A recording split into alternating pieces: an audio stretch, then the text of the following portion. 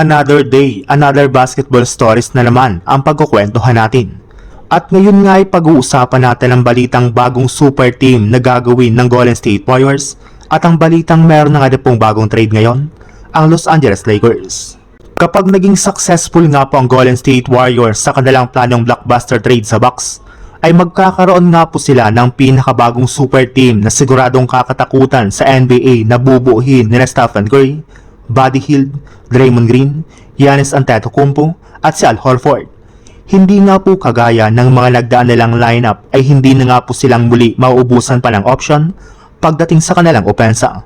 Bukod nga po sa meron na silang outside shooting kina Stephen Curry at Buddy Hield, ay meron na rin naman nga po silang kakayahan na magdomina sa ilalim ng basket kay Giannis Antetokounmpo na parating sumasalaksak sa ilalim ng basket.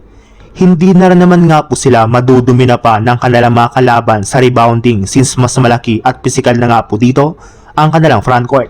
Sa madaling salita, dahil nga po sa trade nila sa Bucks ay magkakaroon nga po sila ng newly improved na lineup at sa unang pagkakataon nga po simula taong 2019 ay makakabuo nga po sila dito ng napakadominanteng super team.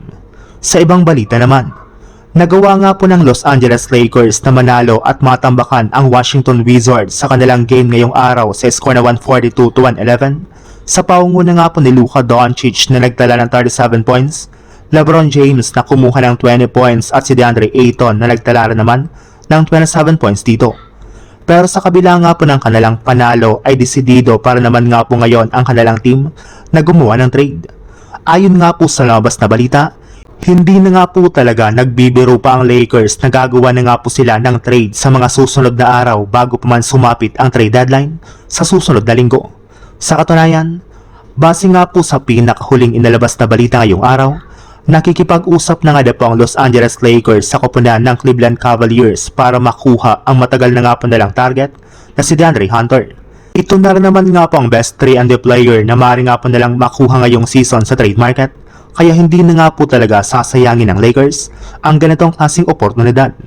Pero sa naging usapan nga po ng dalawang koponang ito, ay meron nga po sila ditong hindi pagkakasunduan matapos hingin ng Cleveland Cavaliers mula sa Lakers ang kanilang mga players na sina Rui Hachimura at Dalton Knecht.